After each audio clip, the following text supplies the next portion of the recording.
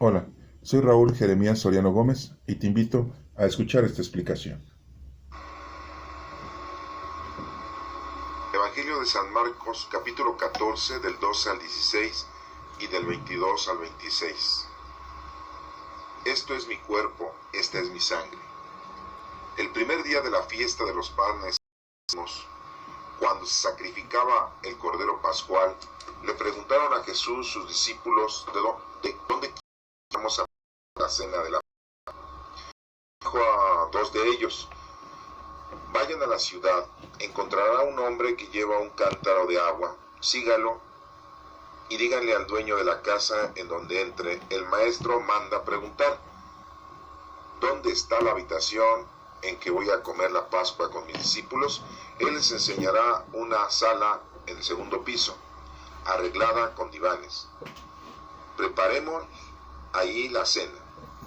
Los discípulos se fueron, llegaron a la ciudad, encontraron lo que Jesús les había dicho y prepararon la cena de Pascua. Mientras cenaban, Jesús tomó un pan, pronunció la bendición, lo partió y se lo dio a los discípulos diciendo: tomen, esto es mi cuerpo. Y tomando en sus manos una copa de vino, pronunció la acción de gracias, se la dio a todos, bebieron y les dijo: esta es mi sangre, sangre de la alianza, que se derrama por todos. Yo les aseguro que no volveré a beber del fruto de la vid hasta el día en que beba el vino nuevo en el reino de Dios. Después de cantar el himno, salieron hacia el monte de los olivos. Esta es palabra de Dios. Honor y gloria a ti, Señor Jesús. La primera lectura es del libro del Éxodo, capítulo 24, del 3 al 8. Esta es la sangre de la alianza que el Señor ha hecho con ustedes. En aquellos días, Moisés bajó del monte Sinaí y refirió al pueblo todo lo que el Señor le había dicho y los mandamientos que le había dado. Y el pueblo contestó a una voz: haremos todo lo que dice el Señor. Moisés puso por escrito todas las palabras del Señor. Se levantó temprano, construyó un altar al pie del monte y puso al lado del altar 12 piedras conmemorativas en representación de las 12 tribus de Israel. Después mandó a algunos jóvenes israelitas a ofrecer holocaustos e inmolar novillos como sacrificios pacíficos en honor del Señor. Tomó la mitad de la sangre, la puso en vasijas y derramó sobre el altar la otra mitad. Entonces tomó el libro de la alianza y lo leyó al pueblo. Y el pueblo respondió: obedeceremos, haremos todo lo que mande el Señor. Luego Moisés roció al pueblo con la sangre, diciendo: esta es la sangre de la alianza que el Señor ha hecho con ustedes, conforme a las palabras que han oído. Esta es palabra de Dios. Te alabamos, Señor. La segunda lectura es del libro de los Hebreos, capítulo 9, del 11 al 15. La sangre de Cristo purificará nuestra conciencia. Hermanos, cuando Cristo se presentó como sumo sacerdote, que nos obtiene los bienes definitivos, penetró una sola vez y para siempre en el lugar santísimo a través de una tienda que no estaba hecha por mano de hombres, ni pertenecía a esta creación.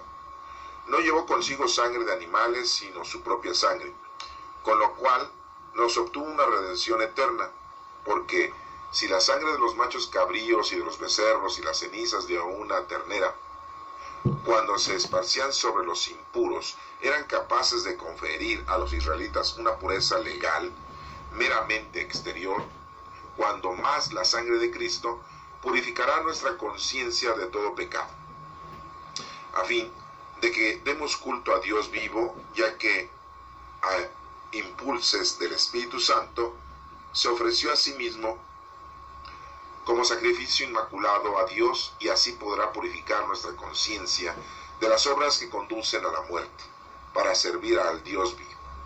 Por eso, Cristo es el mediador de una alianza nueva. Con su muerte hizo que fueran perdonados los delitos cometidos durante la antigua alianza, para que los llamados por Dios pudieran recibir la herencia eterna que Él les había prometido. Esta es palabra de Dios. Te alabamos, Señor. Este próximo domingo se celebra una fiesta en la Iglesia Católica que lleva por nombre el cuerpo y la sangre de nuestro Señor Jesucristo. Y bueno, pues aquí nos presentan 3 lecturas, el Evangelio de Marcos, que nos refiere a la última cena que Jesucristo celebró con sus discípulos. Esa última cena era la fiesta de la Pascua que cada año celebran los judíos por haber sido liberados de la esclavitud cuando estuvieron 400 años en Egipto y que Moisés los sacó por orden y dirección de nuestro Padre Dios. Y cada año los judíos celebran esa Pascua. Pascua significa paz. En la época de nuestro Señor Jesucristo llegó el tiempo y el día en que tenían que celebrar la Pascua, y Jesucristo la celebra no con su mamá. No podíamos decir que con su papá, porque pues que José ya había muerto. Y no la celebra con sus familiares, porque tenía primos Jesucristo por parte de el Señor José. Pero sí celebra la Pascua como judío, ya que él era judío, con sus discípulos, los 12 discípulos. Y es así como se lleva a cabo la fiesta de la Pascua en la época de nuestro Señor Jesucristo, y lleva a cabo la llamada Última Cena. Eso nos menciona en el Evangelio de Marcos, y después nos menciona estas 2 lecturas que tenemos del Éxodo y también de los Hebreos, en la cual se refiere algo o se confronta algo con respecto a la sangre en el altar, que es para purificación. Vamos a ver detalladamente esta lectura o estas lecturas de una forma teológica, aunque la Iglesia Católica no las está poniendo para una fiesta, para celebrar o conmemorar el cuerpo y la sangre de nuestro Señor Jesucristo, ya que le da mucha importancia por ser uno de los sacramentos que le llamamos nosotros vulgarmente la comunión, en donde sabemos nosotros que está el cuerpo y la sangre, el alma y la divinidad de nuestro Señor Jesucristo. Y bueno, pues vamos a analizar estas lecturas de una forma más profunda y vamos a detallar ciertos puntos que quiero que ustedes le pongan mucha atención, porque lo leemos de una manera pues quizá analítica, la entendemos, pero ahorita la vamos a estudiar y la vamos a interpretar, porque hay varios puntos muy importantes y que nos vamos a quedar a lo mejor con los ojos abiertos y la boca abierta y nuestras orejas muy, pero muy despejadas, después de escuchar este significado o estos conceptos o estas aclaraciones que vamos a ver punto por punto. Y bueno, pues vamos a empezar con el Evangelio, que es un Evangelio de Marcos, que sabemos que Marcos pues es uno de los primeros evangelios, o el primero que se escribió, y que tiene muy pocos capítulos, pero no tiene pocos capítulos porque no haya sido escrito grandemente, sino que desafortunadamente se dice que hay varios capítulos que no se encuentran en Marcos porque fueron desalojados, diría yo, expulsados, ¿sí? El Evangelio de Marcos está cercenado y no nos cuentan todo el Evangelio de Marcos, sino lo dejaron muy chiquito. Y dirán ustedes, ¿quién hizo eso? Pues los teólogos de principios de siglo, en el año 300, no nos dejaron completo todo el Evangelio de Marcos, y nada más nos dejaron lo que se les antojó y lo que ellos quisieron, lo que ellos creyeron que el Señor quería que nosotros supiéramos.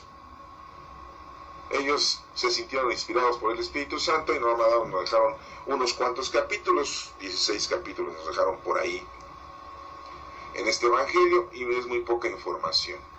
Pero el Evangelio de Marcos por ahí existe, en donde se mencionan varios capítulos que no están aquí y que dicen que pues son apócrifos o que no se encuentran o que no son verdaderamente por parte de Marcos, el escritor. Recordemos que Marcos pues fue un condiscípulo de Pablo, de Pedro, que por ahí andaba con ellos también aprendiendo la palabra de Dios y la doctrina de Cristo.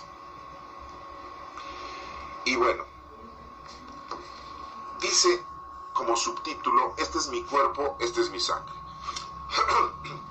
Dice que el primer día de la fiesta de los panes, esto pues se celebró el día jueves.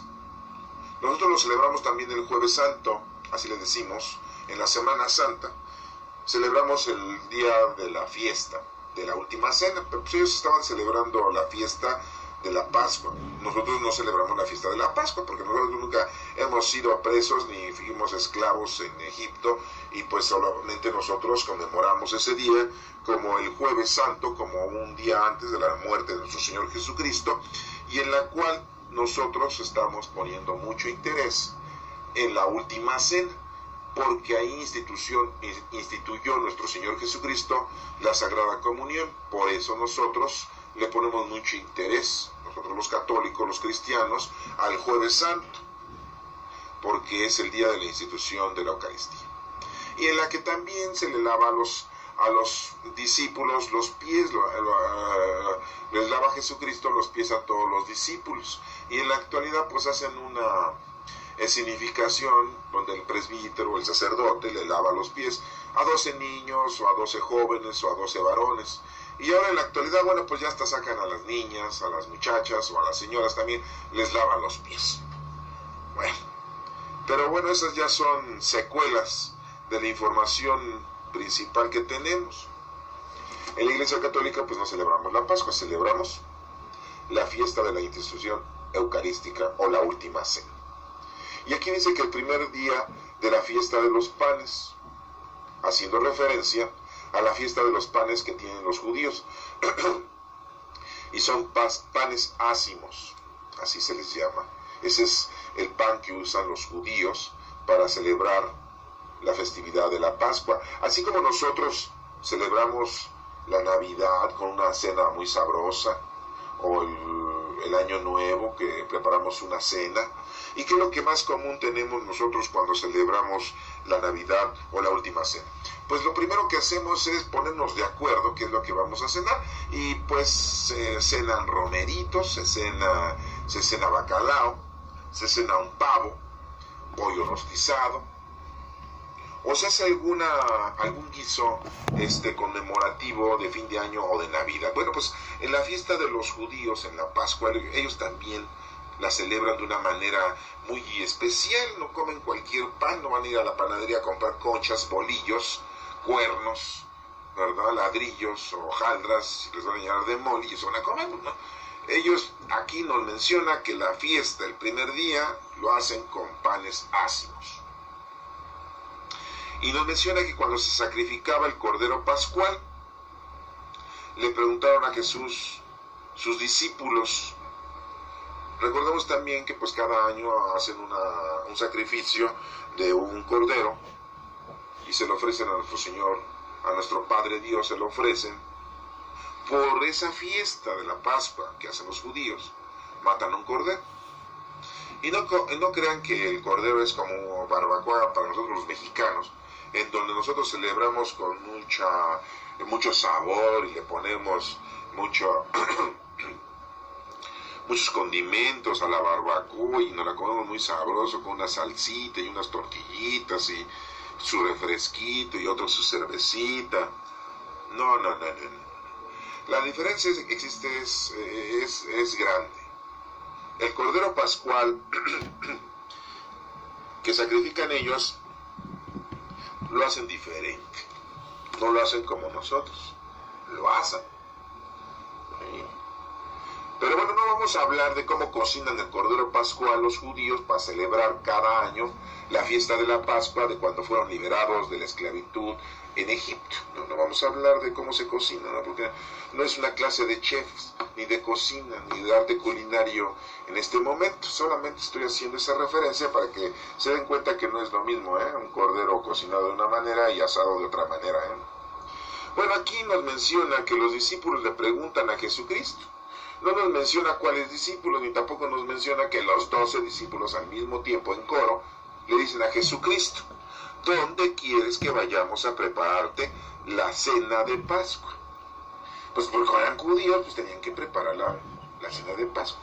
Y como se los dije de un inicio, nuestro Señor Jesucristo no iba a celebrar la fiesta de la Pascua con María, con su madre. Y ya con su padre no, porque ya había muerto José. Ni tampoco con sus primos. Recordemos que por ahí algunos de los discípulos pues eran sus primos de nuestro Señor Jesucristo. Era Judas Tadeo y Santiago el Menor. Eran primos por parte de José, de San José, que así le decimos. Y también Tomás, otro de sus primos, el Dídimo, el gemelo, ¿se acuerdan de eso? Bueno, pues también era su primo de nuestro Señor Jesucristo.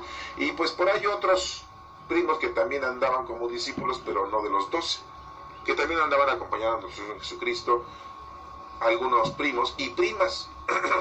Y bueno, entre ellos se dicen hermanos. ¿Se acuerdan de esa lectura donde dice, ahí vienen sus hermanos y sus hermanas del maestro? Bueno, se les está diciendo porque son hermanos y hermanos de sangre, de la misma tribu, de la misma familia, sus medios hermanos, hijos de José, sus primeros hijos de José. Pero no vamos a hablar de toda la historia de José, porque tampoco es el tema. El tema ahorita es analizar esta lectura del cuerpo y la sangre de nuestro Señor Jesucristo. Pero hasta aquí parece que vamos entendiendo, ¿no? Los discípulos le preguntan a nuestro Señor Jesucristo, ¿en dónde quieres que celebremos la Pascua? ¿Verdad? Para que también nosotros la celebremos, porque pues, también eran judíos y la tenían que celebrar. Y fíjense lo que les dice Jesucristo. Jesucristo les dijo, vayan a la ciudad. ¿A qué ciudad? No nos menciona, ¿eh? Aquí no nos menciona qué ciudad les está diciendo. Tampoco nos dice aquí en qué ciudad se encontraban. Nos estamos remontando solamente a lo que está mencionando la lectura de Marcos, ¿eh? Porque podrían ustedes decir, no, pues era ahí en Jerusalén, era ahí, en Nazaret, en Galilea. Podrán ustedes empezar a decir varias ciudades o varios lugares, pero vamos a situarnos solamente y vamos a internarnos solamente en lo que está diciendo este Evangelio de Marcos. Y aquí nos dice, vayan a la ciudad, no nos dice cuál, encontrarán un hombre que lleva un cántaro de agua. O sea, imagínense, dar la casualidad que en ese tiempo y momento, cuando vayan los discípulos a la ciudad, encuentren a un fulano cargando un cántaro con agua. Puede haber habido muchos, que nada más había uno. Pero vayan a la ciudad, encontrarán un hombre que lleva un cántaro de agua. Lo van a seguir, dice, síganlo a ese fulano y díganle al dueño de la casa en donde entre. O sea, ese fulano que iba cargando el cántaro de agua era un sirviente. Por lo tanto, los discípulos van a decirle al dueño de la casa donde entra ese sirviente, ¿sí?, el recado que les va a dar nuestro Señor Jesucristo. Punto 1. El señor que carga el cántaro de agua es un sirviente. Punto 2. La casa donde sirve ese sirviente, el dueño, se ve que es una persona de dinero. Se ve que es una persona con servidumbre. No es cualquier hijo de la familia de Peña Nieto, ¿eh? No. O sea, es una personalidad ese señor. Y da la casualidad que los manda nuestro Señor Jesucristo, el Maestro. Y les dice, van a encontrar, pues que todo el día andaba acarreando agua, en la mañana, tarde y noche, muchas veces, que dio la casualidad que cuando van los discípulos sí lo ven y lo encuentran. ¡Órale! Eso sí está como medio difícil, ¿eh? No imposible, pero sí medio difícil. Bueno, y nos siguen diciendo, hasta aquí vamos bien, ¿eh? No lo hemos analizado todavía de una forma teológica, solamente les estoy reiterando cómo está explicándose este evangelio y de qué forma y de qué manera. El maestro les dice, el maestro manda al dueño de la casa, el maestro manda preguntar, y le hacen la pregunta al dueño de la casa, ¿dónde está la habitación que voy a comer la Pascua con mis discípulos? O sea, es una clave, es una frase. Es como cuando nosotros le decimos a alguien, mira, te voy a dar una clave, y te vas a dar cuenta entonces que soy yo, ¿sí? Si alguien llega y te dice Parangaracutirimícuaro, es que yo lo estoy mandando. ¿Qué tiene que ver Parangaracutirimícuaro? No, pues no sé, pero es la clave. Bueno, pues entonces los discípulos dicen, ¿dónde está la habitación que voy a comer la Pascua con mis discípulos? Y el dueño de la casa capta. O sea, el dueño de la casa ya estaba preparado, ya sabía la clave que nuestro Señor Jesucristo le había dicho antes. No nos dice aquí, pero ya se supone que nuestro Señor Jesucristo ya había tenido un arreglo, una componenda, ya había negociado con el dueño de esa casa. ¿Sería su amigo? ¿Sería un familiar? ¿Saben qué es lo que dicen por ahí las malas lenguas? Y no diríamos malas lenguas de mala forma, sino de una forma más estudiada. Dicen que esa casa en la que nuestro Señor Jesucristo celebró la Pascua con sus discípulos era la casa de José de Arimatea. ¿Y quién era José de Arimatea? Pues uno de los sacerdotes del Sanedrín. ¿Se acuerdan ustedes que sabemos que José de Arimatea le pagó un billetote, un dinero a Pilato para que le permitiera bajar el cuerpo de nuestro Señor Jesucristo de la cruz el mismo día que fue crucificado? Y que pagó un dinero y que compró, y ya tenía él un lugar en donde iba a morir José de Arimatea, o sea, su sepultura, y se la regaló a nuestro Señor Jesucristo. Y que, pues bueno, nuestro Señor Jesucristo nada más la agarró prestadita para unas horas, y ya se la devolvió. O sea que hasta eso no le hizo gasto superfluo a José de Arimatea, porque abandonó nuestro Señor Jesucristo la sepultura y se fue. 40 días anduvo por ahí, y ya después se fue, y ya la sepultura pues quedó intacta. Es más, ni se la ensució. Todo se lo dejó arregladito, dobló los lienzos, la sábana santa y tan. ¿Se acuerdan de todo eso? Bueno, pues por ahí dicen que esa casa en donde se celebró la fiesta de la Pascua de nuestro Señor Jesucristo con sus discípulos, no con sus familiares ni su mamá, era la de José de Arimatea. Aquí no lo dice, nada más les estoy informando que es lo que se cree y se piensa. Y qué casualidad que los discípulos tenían que decir esa pregunta: ¿dónde está la habitación en que voy a comer la Pascua con mis discípulos? Era la clave. Parangaracutirimícuara. ¿Ah? Y entonces el dueño de la casa, que no nos dice aquí el nombre, luego captó y dijo: aquí está. El maestro está mandando a estos chavos. ¿Quiénes fueron? Tampoco nos dice qué discípulos fueron. Fueron los dos en bola, en banda, como si fueran del sindicato de la coordinadora, o no sé. Fueron todos, no nos dice. O nada más fueron dos, tampoco. ¿Qué fue Pedro? ¿Qué fue Juan? ¿Qué fue Santiago? No nos dice. ¿Qué fue Andrés, Felipe? No nos dice. Nada más dice, les dijo a ellos, a los discípulos: encontrarán un hombre que lleva un cántaro de agua. Órale. Fíjense qué difícil, ¿eh? Síganlo y díganle al dueño de la casa en donde entre. El maestro manda a preguntar: ¿dónde está la habitación en que voy a comer la Pascua con mis discípulos? Él les enseñará una sala en el segundo piso. O sea, ya Jesucristo sabía que iba a ser en el segundo piso, no iba a ser en la planta baja, ni en la parte de atrás, ni en el sótano. O sea, tenía un segundo piso, así como el segundo piso del periférico, ¿verdad? ¿Cómo ven? O sea, era un caserón, era una residencia, era una mansión. Nuestro Señor Jesucristo no estuvo haciendo la fiesta de la Pascua en una ranchería, ni tampoco la tomó en un lugar muy inhóspito. Era una fiesta, era un lugar muy importante. Se iba a celebrar la cena, sí, de la Pascua, la última de nuestro Señor Jesucristo a la edad de sus 33 años. Pero eso no era lo importante es que iba a celebrar la Sagrada Eucaristía.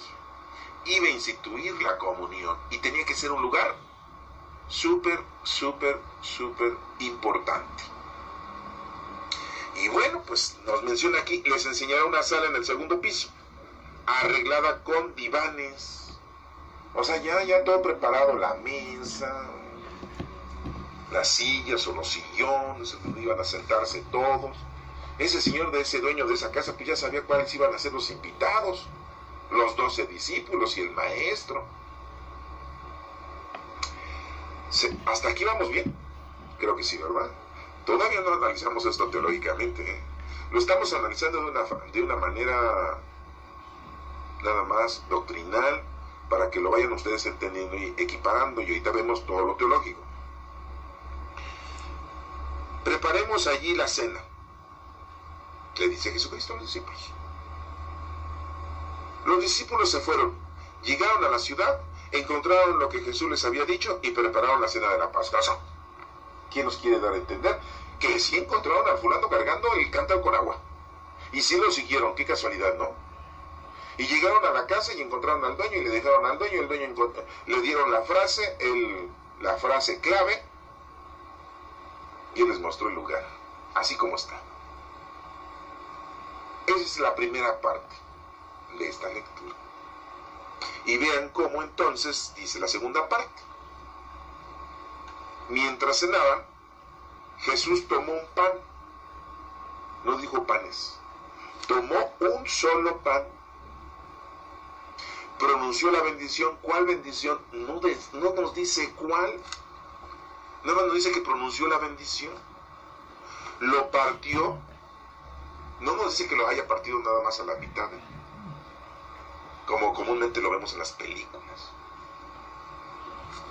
Pudo haberlo partido en varios pedazos, a lo mejor en dos, porque eran 12 los discípulos, y se lo dio a sus discípulos. O sea, si parte el pan, no era un pan chiquito, no iba a ser un panecito de esos chiquitos que ahora venden en las panaderías, caros, y los venden chiquitos. No deberían hacer las conchas, los panes del mismo tamaño y venderlos al precio que debe de ser. No, los quieren dar baratos, pero muy chiquitos.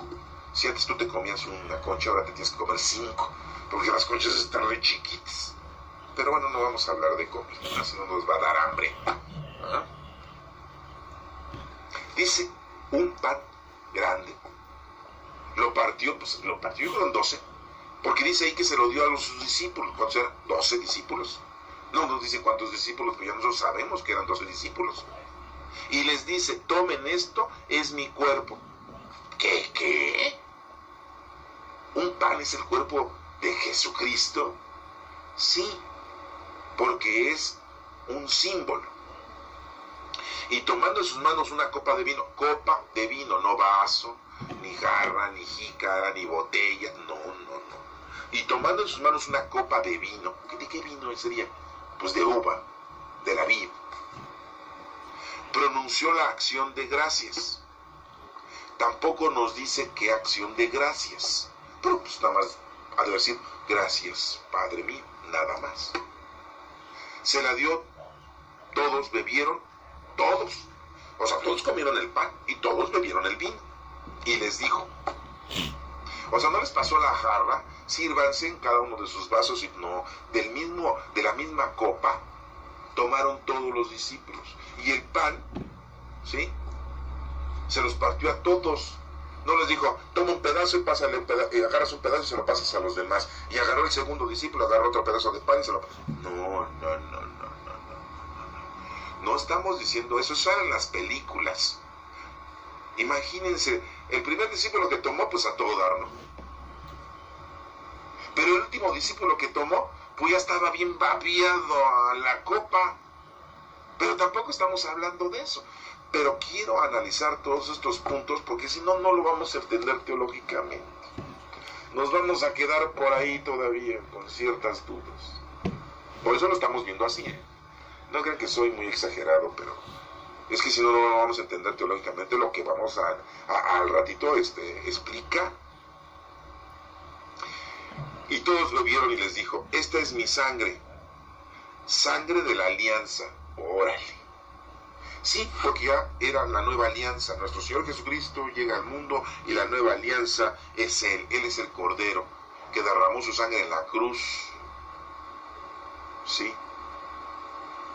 Así como mataban los corderos los hebreos en sacrificio, así nuestro Señor Jesucristo se ofreció como Cordero para salvación de nosotros, de la humanidad. Esta es mi sangre, sangre de la alianza. Un símbolo. El vino se convierte en sangre. No es que se haya convertido en sangre, no voy a decir que los discípulos empezaron a tomar el vino y sabía como a sangre. Yo creo que alguno de ustedes pues sí ha probado la sangre y sabe, aunque sabe la sangre, ¿no?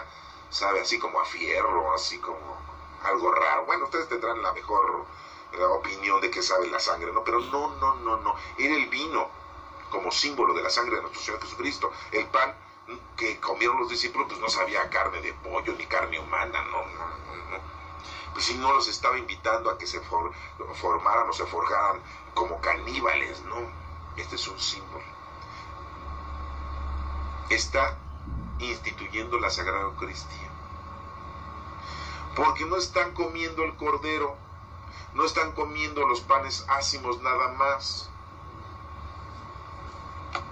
Están ellos recibiendo la institución eucarística por primera vez, la comunión. ¿Quién comulgó? Los discípulos. Y estaban los 12. ¿Por qué entonces dicen que Judas Iscariote se salió y ya no comulgó? Aquí no dice que se haya ido Judas Iscariote. Haz lo que tienes que hacer y ya se fue. Judas Iscariote ya no cenó, ya no vivió la Eucaristía. Aquí no lo dice Marcos. ¿Se dan cuenta de ese punto? Esta es mi sangre, sangre de la alianza, que se derrama por todos. Sí, Jesucristo derramó su sangre para todos nuestra salvación. Yo les aseguro que no volveré a beber del fruto de la vid. No va a volver a beber, porque ya se iba a morir. Al otro día ya le iban a dar matar y leer, ¿no? El Jueves Santo, la última cena, pues fue a esa hora, ¿verdad? En la noche, al anochecer. ¿Sí?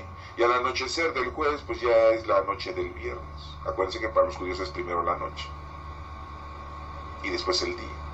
Y en el día mataron a nuestro Señor Jesucristo crucificándolo a las 3 de la tarde, lo crucifican a las 12 y a las 3 de la tarde muere, y a las 6 de la tarde lo bajan y lo ponen en el sepulcro de José de Arimatea.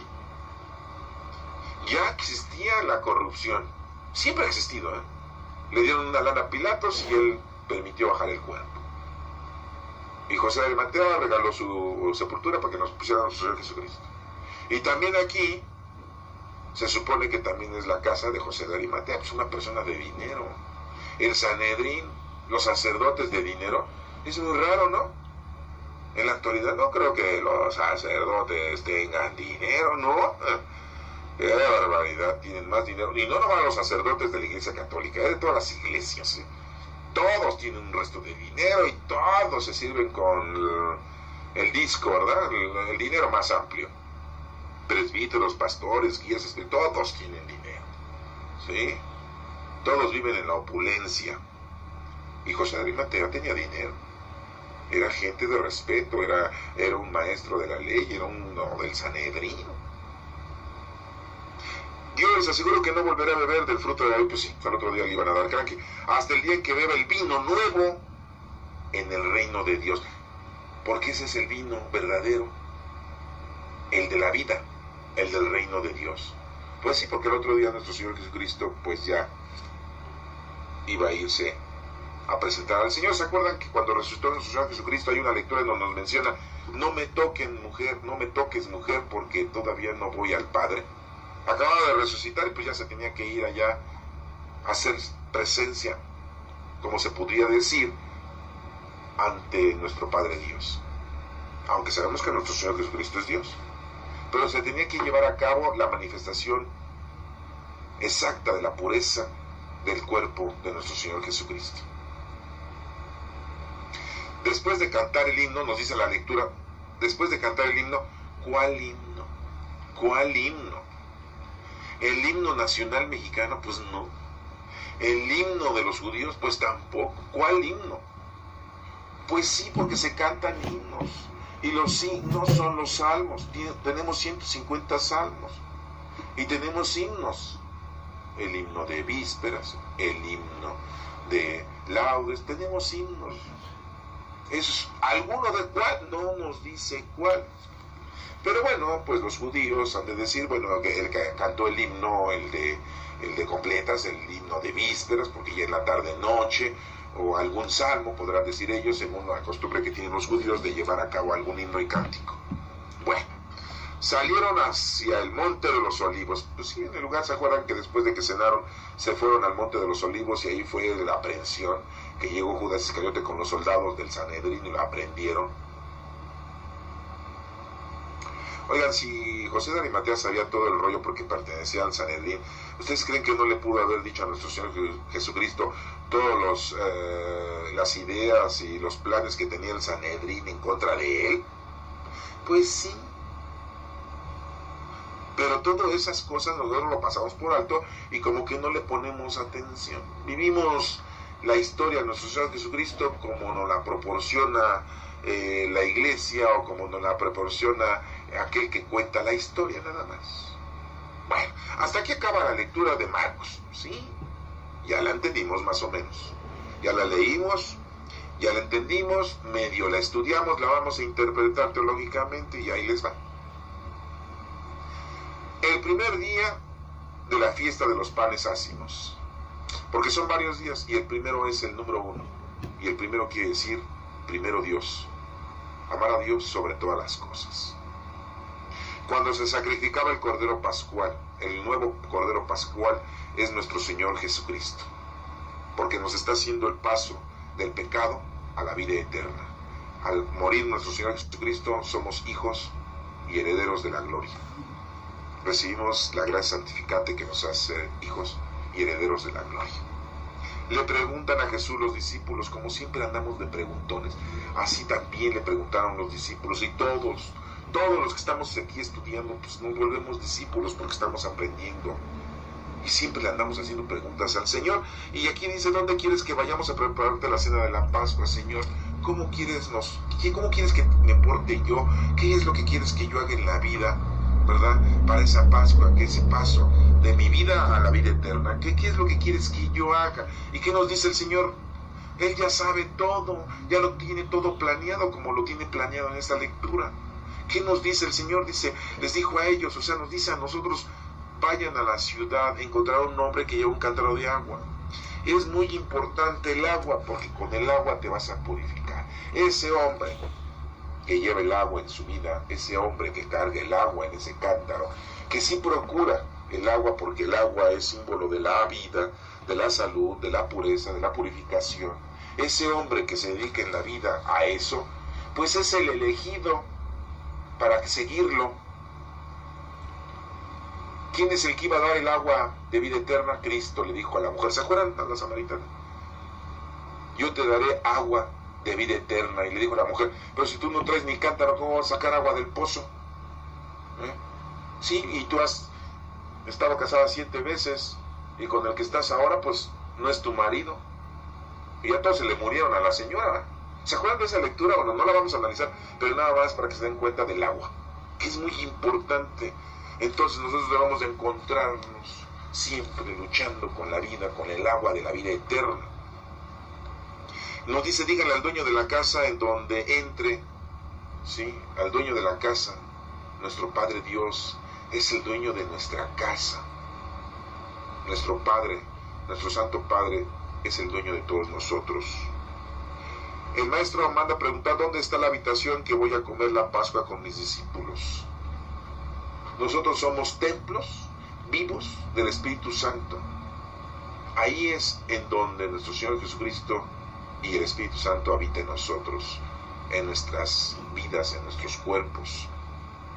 Esa es la habitación en donde nuestro Señor come la Pascua, come de lo que nosotros hagamos, de nuestras obras, para pasar de lo malo a lo bueno, del pecado a la santidad. Él les enseñará una sala en el segundo piso. ¿Por qué nos menciona un segundo piso? ¿Sí? Es nuestra segunda parte, la segunda alianza. La primera alianza la teníamos con nuestro Padre Dios. La segunda alianza, la nueva alianza, es nuestro Señor Jesucristo. Es el segundo piso. La primera alianza es nuestro Padre Dios, Pentateuco, el libro de los profetas, la ley mosaica, todas las leyes de los profetas. Y la nueva alianza, el segundo piso, es nuestro Señor Jesucristo, su doctrina. Esa es la segunda alianza, es el segundo piso, arreglada con divanes, porque ahí vamos a descansar en la doctrina, en la palabra de nuestro Señor Jesucristo. Él nos dice, yo soy el camino, la verdad y la vida. Preparémonos allí la cena. Sí, día a día nosotros debemos de prepararnos en la cena. esa fiesta que tenemos dentro de nosotros, de tener felizmente a nuestro Señor Jesucristo, al Espíritu Santo con nosotros. Los discípulos se fueron, llegaron a la ciudad, encontraron lo que Jesús les había dicho y prepararon la cena del Señor. O sea, tenemos que hacer lo que el Señor nos dice, así como los discípulos lo hicieron. Todo está arreglado, todo está en concreto. Ya el Señor tiene el plan bien diseñado de la vida de cada uno de nosotros. Solamente nosotros tenemos que colaborar y hacer lo que nos corresponde, que es nuestro trabajo. Poner en práctica los dones del Espíritu Santo. Ya todo está hecho. Entonces, pues no le andes buscando, como dice el dicho, 3 pies al gato. No le andes buscando las mangas al chaleco, porque no existen. Por eso es un chaleco, porque no tiene mangas. Entonces, tienes que hacer lo que tienes que hacer, ya está todo planeado. ¿Se dan cuenta ustedes que nuestro Señor Jesucristo aquí nos da a entender de que ya todo lo tiene Él preparado? Pues así tiene todo preparado para nosotros, y los discípulos fueron y encontraron e hicieron lo que tenían que hacer, porque así el Señor les había dicho. Pues hagamos nosotros en la actualidad lo mismo. Ya todo lo tiene preparado nuestro Señor. Y nos dice aquí, mientras cenaban, Jesús tomó un pan, solamente un pan. Un solo pan. No solo de pan vive el hombre, dice la lectura. Los 5 panes y los 2 peces. ¿Se acuerdan de eso? Haz tu pan, haz tu obra. La obra que tienes en la vida es dedicarte a conocer, amar y servir a Dios. Ese es tu pan, ese es tu pedazo. Nada más uno. El Señor no te está pidiendo muchas cosas. Cumple con tu pan. ¿Quién hace los panes? El hombre. Dios no hace el pan, ¿eh? Sí. El pan lo hace el hombre. Es el trabajo del hombre. Los 5 días de la semana es la representación de esos 5 panes. Y los 2 peces es la representación de esos 2 días, sábado y domingo. Uno, el sábado, que se dedica al Señor, a nuestro Padre Dios, y el domingo la resurrección de nuestro Señor Jesucristo. Y los 5 días es el trabajo del hombre. Es el pan, por eso se mencionaba en esa lectura de la multiplicación de los panes. Y como les vuelvo a repetir, no solo de pan vive el hombre, sino de toda la palabra de nuestro Señor. Un solo pan pronunció la bendición. ¿Cuál bendición? Solamente hay una sola bendición, la que nos da nuestro Padre Dios a nosotros. Es la única bendición. No que mi papá me dio la bendición, que mi mamá, que mi hermano, que mi tío, que mi tía, mi abuelo, mi abuela, que el sacerdote en misa da la bendición. No es de él, no es de tu papá, no es de tu mamá. Es la bendición de nuestro Padre Dios, y ya te la dio desde un inicio. Desde que recibiste el Espíritu Santo ya recibiste la bendición. No necesitas más bendiciones. Pues, si no es gasolina que se le acaba al coche, le tienes que rellenar otra vez el tanque para que la bendición siga con fuerza. No, entonces la bendición de Dios se va pagando. No, la bendición de Dios es todopoderosa y es total. Esa es la bendición de nuestro Padre Dios. Y aquí nos dice que se pronuncia la bendición. Nuestro Padre Dios nos bendice. Lo partió y se lo dio a sus discípulos. Esas obras, esa obra en la vida que tienes tú, ese pan, lo tienes que compartir, repartir, partir a todos los que te encuentres, así como lo hizo nuestro Señor Jesucristo a sus discípulos. Lo parte, se lo da a los demás. Tomen, esto es mi cuerpo. Lo que nosotros vamos a anunciarle a la gente, lo que le vamos a hacer a la gente en nuestro trabajo, es anunciar a nuestro Señor Jesucristo y decirles eso, que ahí está Jesucristo, cuerpo, sangre, alma y divinidad en la Eucaristía, en la hostia, en el Santísimo. Así como Jesucristo lo dio a sus discípulos, así nosotros tenemos que dárselo a los demás: el conocimiento, el estudio, la verdad, la paz, la ayuda, la caridad. Y tomando en sus manos una copa de vino, pronunció la acción de gracias. Tenemos que darle gracias a Dios, a nuestro Padre Dios, porque nos ha dado ese vino de la vida, esa sangre de la salvación, que somos coherederos de la gloria. Esa copa de vino significa la vida eterna. Y también tenemos que regalársela a los demás, al ignorante, al alejado, al pecador, al que no encuentra a Dios.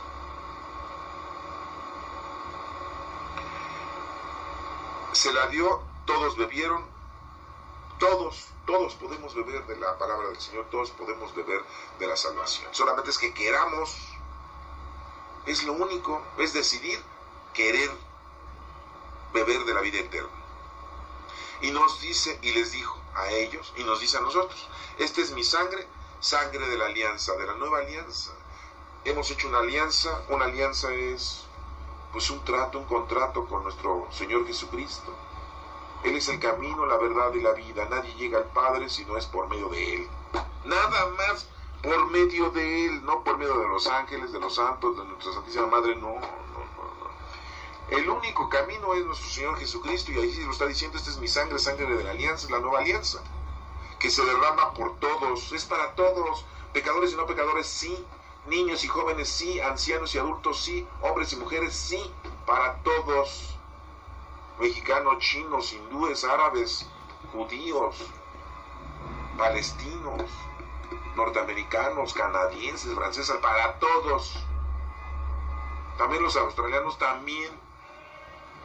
Yo les aseguro que no volverá a beber de este fruto de la vid. El Señor nos menciona muy claramente que ya su vida le iba a dar y ya no iba a volver a vivir de esa manera. Ahora iba a ser una vida diferente en cuerpo y alma. Cuando resucita nuestro Señor Jesucristo, resucita en cuerpo y alma, no resucita nada más en cuerpo y no resucita nada más en alma, no es un espíritu nada más.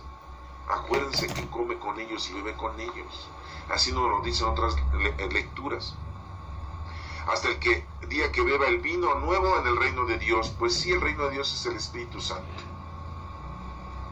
y es la vida eterna, y nos ha demostrado que la vida eterna existe y que la vida eterna está cerca de nosotros. Solamente nos tenemos que poner a hacer lo que nos corresponde a nosotros, las obras que nos dice el Espíritu Santo con los dones que nos da el Espíritu Santo. Después de todo esto hay que cantar los himnos, hacer las horas litúrgicas. Son 7 horas litúrgicas, no las cantas, no las rezas, no las proclamas, pues hazlas.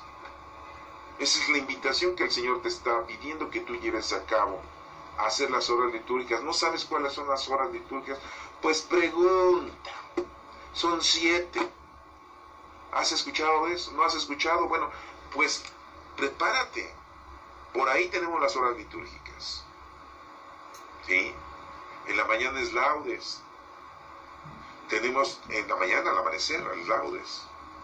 A las 6 de la mañana amanece. A las 9 de la mañana es hora tercia. Son 3 horas después de las 6. 7, 8 a las 9. Es la hora tercia. A las 12 es la hora sexta. Hay una forma de orar a la hora sexta. Es una hora litúrgica, a la hora sexta. A la hora que nuestro Señor Jesucristo fue crucificado. A la hora tercia fue condenado a muerte. A las 9 de la mañana. A las 12 es crucificado. A las 3 de la tarde es la hora nona, son 9. También se reza la hora litúrgica, un himno. ¿Por qué? Porque a las 3 de la tarde nuestro Señor Jesucristo muere. Entonces ya llevamos laudes, la hora tercia, la hora sexta y la hora nona. Ya van 4 formas de orar con los himnos, 4 horas litúrgicas, todavía faltan otras 3. ¿Sí? Vísperas, que es en la tarde. Vísperas, así se le llama esa hora litúrgica. Completas, que es el anochecer. Y la última son las horas intermedias, que se rezan a cualquier hora del día. Dirán, bueno, las vísperas, ¿por qué? Pues sí, fue a la hora que fue puesto nuestro Señor Jesucristo en el sepulcro, a las 6 de la tarde. Es bajado de la cruz y es puesto en el sepulcro. ¿Sí? Y completas, cuando nuestro Señor Jesucristo pernoctó, porque sí durmió. Él sí se durmió en el sepulcro de José de Arimatea. En vez de ser una sepultura, le deberíamos decir que fue el dormitorio de nuestro Señor Jesucristo, porque se quedó dormidito. Después de la madrina que le pusieron, porque estaba totalmente degollado su cuerpo. Pero no importa, nuestro Señor Jesucristo aguantó. Completas. Es cuando nuestro Señor Jesucristo está en el sepulcro, pernoctando, durmiendo. Y las intermedias, la hora intermedia, es durante todo el tiempo, todo el día, toda la noche, toda la madrugada, toda la tarde. Son las 7 horas litúrgicas.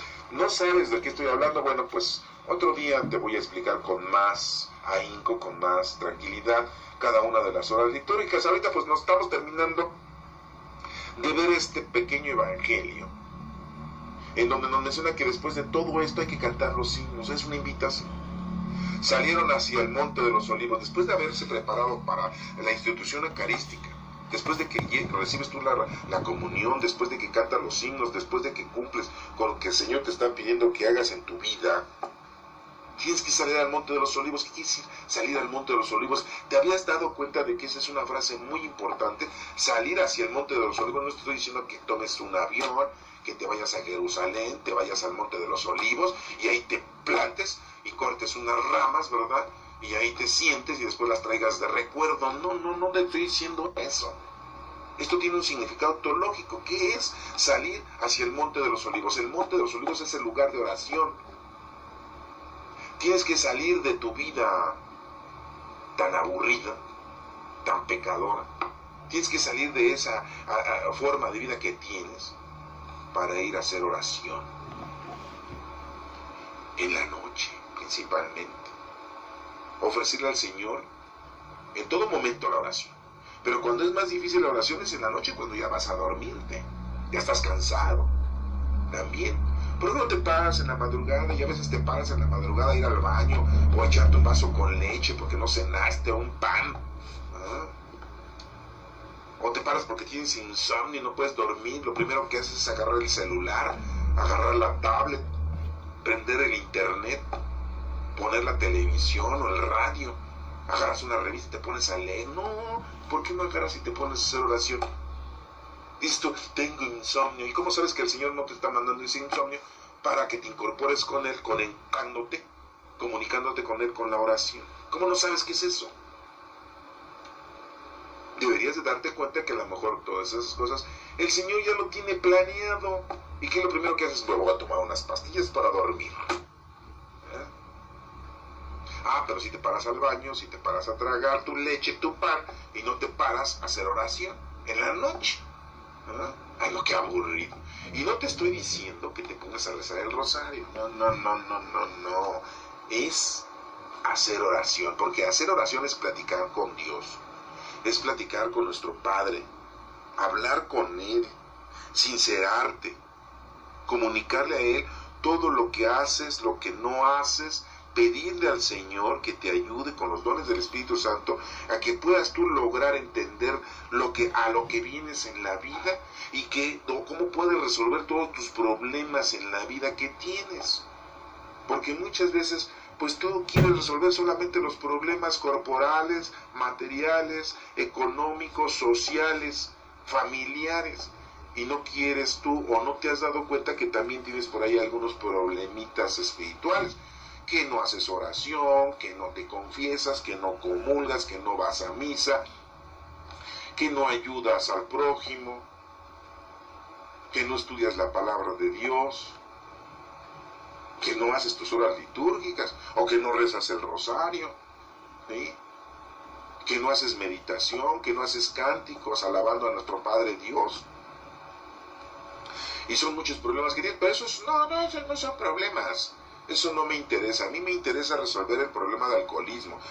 Me preocupa el problema de que no tengo dinero, de que no he tenido yo una solución de mis hijos, de que uno de mis hijos ya se me está descarriando, que una de mis hijas ya se va a casar y ya se comprometió y yo no quiero que se case con ese fulano, o etcétera, etcétera, o que mi marido es de lo peor y que tengo problemas con el vecino y queremos solucionar muchos problemas sociales, familiares, corporales, porque tenemos por ahí una enfermedad y que estamos muy preocupados y que ya me dio que la diabetes y que ya traigo cáncer y que ya traigo la loquera y que ya soy esquizofrénico y que ya me salí de mis casillas y que ya tienes unos problemas muy grandes y quieres resolver todos esos problemas, ¿verdad? Haciendo oración con el Señor. Bueno, pues está bien, de alguna manera le pides al Señor ayuda, pero lo otro es más importante, que no te estás acercando al Señor verdaderamente y correctamente. Ahorita acabamos de leer este evangelio, muy pequeño, del 22 al 26, ¿cuántos versículos son? 22, 23, 24, 25, son 5 versículos de este capítulo 16, digo, de este capítulo 14, del 22 al 26, y del 12 al 16 son el 12, 13, 14, 15 y 16, son 10 versículos, muy pequeño este evangelio de Marcos, y lo hemos leído, lo hemos razonado, lo hemos entendido, ya lo estudiamos, lo hemos estudiado, y ya lo hemos interpretado teológicamente. Cuando dice síganlo, es seguir, ¿qué cosa? A ese hombre que lleva el cántaro de agua, es que tú hagas lo mismo.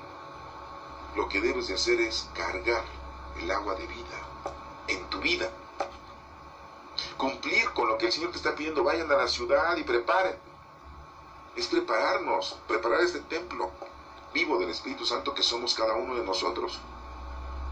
Esa Pascua es pasar de ese lado pecador a ese lado santificador, que el Espíritu Santo nos está ayudando a santificarnos. Dejar la forma de vivir errónea y equívoca que tenemos, de estar alejado de las cosas del Señor y de nada más estar cerca de las cosas mundanas y materiales, y de no hacer oración. Hay gente que no reza el rosario, hay gente que no reza las horas litúrgicas, hay gente que no va a misa, hay gente que no se confiesa, que no comulga, hay gente que no está bautizada. Nada más está compenetrada al mundo, a los medios de comunicación, al internet, a la tecnología, a la televisión, y se hacen sus dioses del dinero, se hacen sus dioses de la política, del poder, y están tan lejos de la verdad. Y cuando ven las noticias y se dan cuenta de que hay problemas en el mundo, que hay hambre y que hay terremotos, y decimos, ay, ojalá y aquí no vaya a temblar y nos vayamos a morir, ¿verdad? Y tiembla y todos a misa. Un terremoto y todos a las iglesias. Hasta los padritos se meten a las iglesias. Sí, no, pues también tienen que dar misa, ¿verdad? Corriendo, ¿verdad? Y si no inventan cosas para ganar más dinero, que ya inventaron los milagros de Judas Tadeo, y ahí van a la iglesia de San Hipólito que está en el Metro Hidalgo, y todos incurren ahí y cae un montón de limosna a esa iglesia, ¿verdad? Y se llenan de dinero los presbíteros y los sacerdotes. Y en la basílica lo mismo. Se pierden también nuestros pastores. Pero cuando hay calamidades, a todos les tiembla, ¿verdad? La conciencia. Les llega el temor. Pues bueno, es increíble que después de leer esta Sagrada Escritura que nos está proporcionando la Iglesia Católica, porque el próximo domingo es la fiesta del cuerpo y la sangre de nuestro Señor Jesucristo, de la institución eucarística. ¿Se acuerdan que habíamos dicho cuál era la fiesta más importante que debemos de tener todos los creyentes, los católicos, los cristianos? La fiesta más importante no es el nacimiento de nuestro Señor Jesucristo. ¿Se acuerdan de eso? Es la fiesta del Espíritu Santo, la Pentecostés. Y podríamos decir que la segunda, pues es esta, la institución eucarística, en donde nuestro Señor Jesucristo nos está regalando la vida eterna, nos está regalando su cuerpo y sangre, que es la salvación, y es la que nos conlleva a ser herederos y coherederos de la gloria. Ya somos hijos de Dios, con la nueva alianza. Nuestro Señor Jesucristo, por eso dice, beban la sangre, ese vino de la vid, que representa la nueva alianza. Marcos 14, del 12 al 16, del 22 al 26. Ya no nos da tiempo de poder explicar las otras dos lecturas, se las vamos a dejar de tarea a ustedes. Es Éxodo 24, del 3 al 8, y Hebreos 9, del 11 al 15, que nos habla de la sangre, de la alianza que el Señor ha hecho con ustedes, y la sangre de Cristo purificará nuestra conciencia. Pues está facilita, esa es forma de que ustedes puedan, pues, leerla con calma, estudiarla, lo que dice la carta de los Hebreos, que no fue escrita por Pablo, ¿eh? Los Hebreos no tenemos identificado quién escribió ese libro. Pero el Éxodo sí, sabemos que pues es el segundo libro de la Sagrada Escritura, parte del Pentateuco, de los primeros 5 libros, y nos dice en la época de Moisés, en el monte Sinaí, que le da al pueblo lo que el Señor, nuestro Padre Dios, le había dicho, que eran los mandamientos. Y el pueblo pues contesta, vamos a cumplir, vamos a hacer lo que dice nuestro Padre Dios, ¿eh? Y por escrito, todas esas palabras del Señor, Moisés las pone, ¿sí? Y construye un altar, ahí nos dice. Lean, estudien y dense cuenta que también está hablando de la sangre. Que Dios te bendiga.